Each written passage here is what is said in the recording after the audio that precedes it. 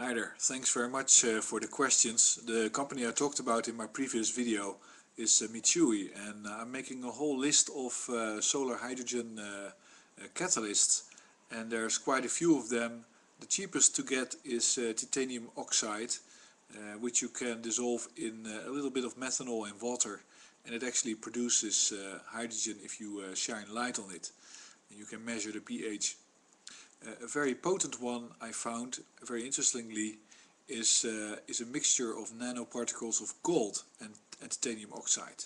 For what reason I don't know yet, but it really produces about 1,000 or let's say 20 times more, not 1,000, I'm sorry, than the most potent other photocatalysts. The nice thing is of these materials is of course that they stay where they are and they can last a long time.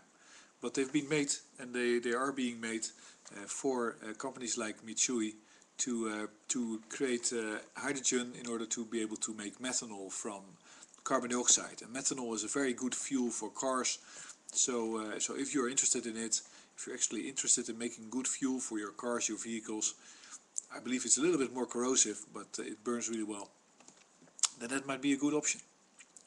I got another question, which was what happens if people all move their money to their regional banks or their credit unions on the 5th of November.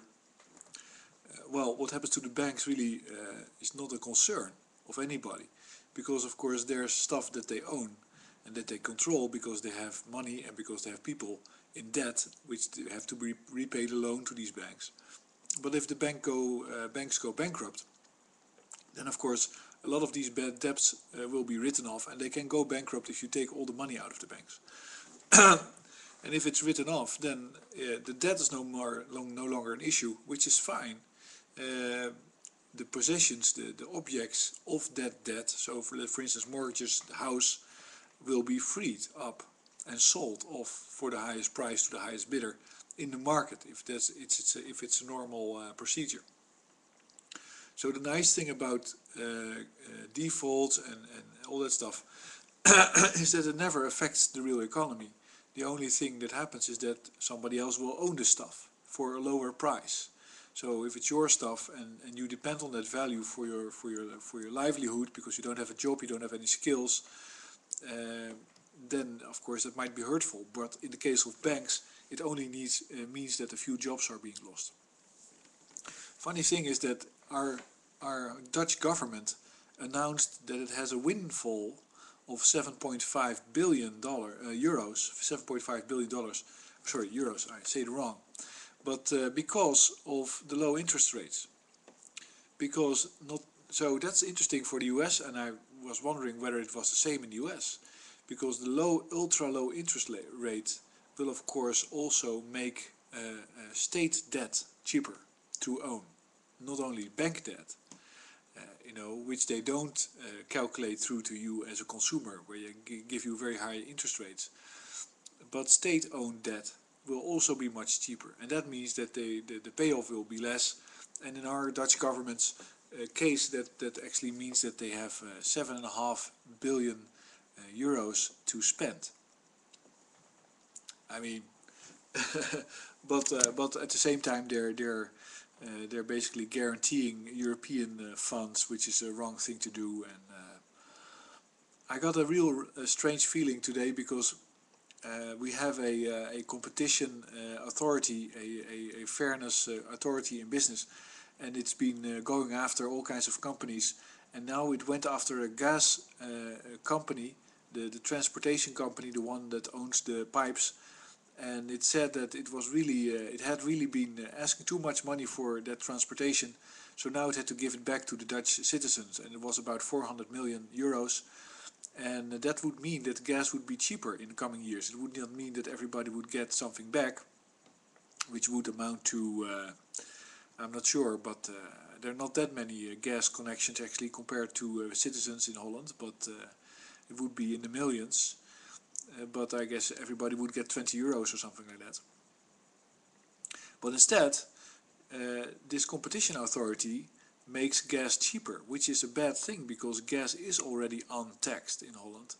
and there's a gas transition going on. Everybody tries to get to a gas-driven future through this energy crisis, which is, let's say, pretending to be a credit crisis.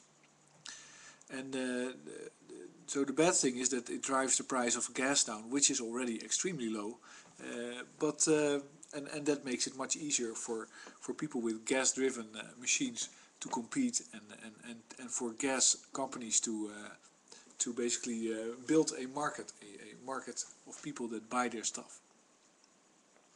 But it also also shows you a strange partnership, two forces. So on the one hand you have the banks that try to drive competition and try to finance companies, and they always are about competition and cutting throat and all this stuff. But companies don't want that. They don't want to compete. They want to have a monopoly, we clearly see that, or they want to make agreements on who does what. And the reason for that is also the banks, because you have to have reliable cash flow. You have to have reliable money to pay off your debt. That's because of the banks. So, but the problem with that is that then things normalize, society normalizes, and the technology is known, the market protects itself because it saves money to do so. Innovations are blocked, and you get simply, this is the way we do things, and this is the companies we work with. So you have Pepsi, Coca-Cola, they have the marketplace. You have Apple and Microsoft, they have the marketplace. You know, you have to have two, but not much more. Or maybe even many, because of course you have many banks, but they all do exactly the same thing, we have found out. So what you have then is basically a competition authority that will look at the market and will say, you are not competing fairly, or you are not competitive enough. And then they'll give penalties. They will break up big companies, big monopolies. And this is like stirring up the market again, of course. You know, so the question, which it's called the mededingingsautoriteit in Holland. The question is, are these authorities actually a useful thing? Do they really add something to society? Or are they simply a measure, an institution created by the banks and by the creditors in order to make sure that there is fresh credit to be given to companies, because the market is kept on, let's say, a competitive edge artificially. I don't know, but it sounds like what you can get from, like, that there's two forces on both sides of the market, and the companies are in between, and they're basically working for those two forces. Because if they let's say if they don't get into debt and compete with investment, then the banks won't like them, and they won't be able to do anything, so they won't exist. So they will be doing that, they will be investing and trying to do all kinds of stuff. But then if they kind of make a balance and they agree on how to do things, then the mededingingsautoriteit, competition authority, will come in and say, okay, no, you cannot make price agreements, then you have to lower your price. And then you, of course, you end up with an uncomfortable price again, which will have to be competitive, because it is uncomfortable. So you cannot, as a company, you cannot work with that price in a relaxed way with confidence. So you're going to have to do tricks in order to make more money, and then you'll be stealing from your colleagues in the field. And that makes life very unpleasant, but it's very interesting for the banks, because companies will go bankrupt and other companies will attract more credit and all this stuff. So things are happening and the banks are happy again. So that's the question. Is basically what occurred to me is that whole you know, if competition is artificial and something that is interesting to banks, then of course a competition authority might be a pure creation of the banks in order to keep the competition going. But I think I talked about it in our last video also, that I believe that banks will also foster some types of innovations that will be disruptive to the market. I hope they'll foster this innovation that I saw in Switzerland of the vacuum flat plate collector, because that can really generate so much energy for people in Texas, and of course people in sunny areas of the United States, and they can make these things themselves, and they should. So Occupy Wall Street is also continuing. There's a demonstration in Amsterdam on Saturday. I heard about it today, and I might go simply to ask people what they are doing there, or for fun, out of interest. I hope I have the energy on Saturday, because my trip to work daily is very exhausting at the moment. But that might be interesting. It's very rainy, so it might be rainy on Saturday, but we'll see. And then I have some real footage. Max Keiser announced that he will do a Lennon and Yoko scene in the Hilton in Amsterdam. So I'll send him a message asking if I can interview him again.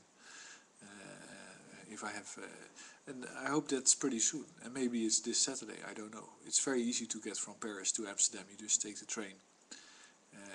Takes a couple of hours. So maybe he'll do that. We'll see. And this reminds me of sending a message to Pauw and Witteman, a Dutch talking show on television, which has all kinds of guests from around the world, and they certainly should have Max, because still in the whole picture, I think he and Mark Faber are one of the few people that haven't really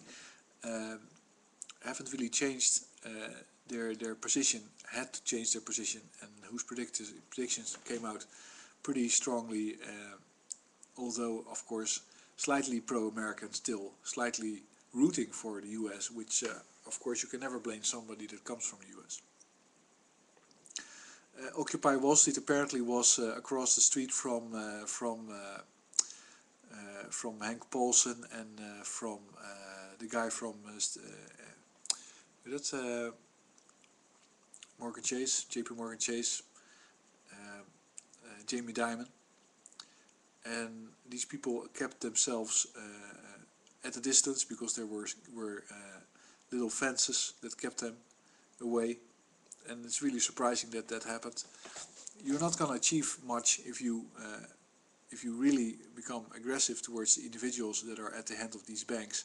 Although there's many people asking for let's say the Jamie Dimons and the Lloyd Blankfeins to be beheaded. I saw a picture of a guy carrying the head of Lloyd Blankfein on a stick with lots of blood around it. It's not going to achieve that much. What I would suggest, and I have done that a long time ago, is to make a law, special law as punishment for these people. That will give them the median or a little bit lower than average income for the rest of their lives, and they cannot escape that. That's I think a very fair punishment. You know, it doesn't really help them to help anybody to become real cruel, because that will only motivate people that think that cruelty is a solution to the situation. It is not a solution. Energy is the solution. And you have to be cool-headed and smart about getting as much of it as possible, as soon as possible. And so having a French Revolution with riots and food riots and nobody knowing what to do is unnecessary, because you have the communication tools and the education tools these days to explain to people what it is that they should be doing in order to alleviate their problems. And most of the people actually will know what to do, and killing people is not that. But of course, you know, severely disciplining persons that are personally liable for the death of many Americans, and I'm talking about senior Americans, and of course, you know, you should make a calculation, but there's, I believe, a couple of 100,000 Americans that probably died because of the financial crisis, out of old age, out of lack of medical care, out of job insecurity. You know, all these rates are up: assassinations, rapes, crimes. They're all up. People are suffering from that.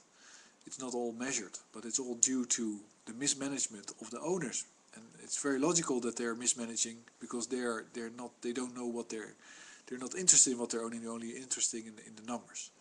So that should change, and these people should be disciplined, I think. But you know, you never know whether some crazy ass will jump the fence and do something violent. And for that reason, I think these people should turn themselves in as soon as possible. Thanks for listening.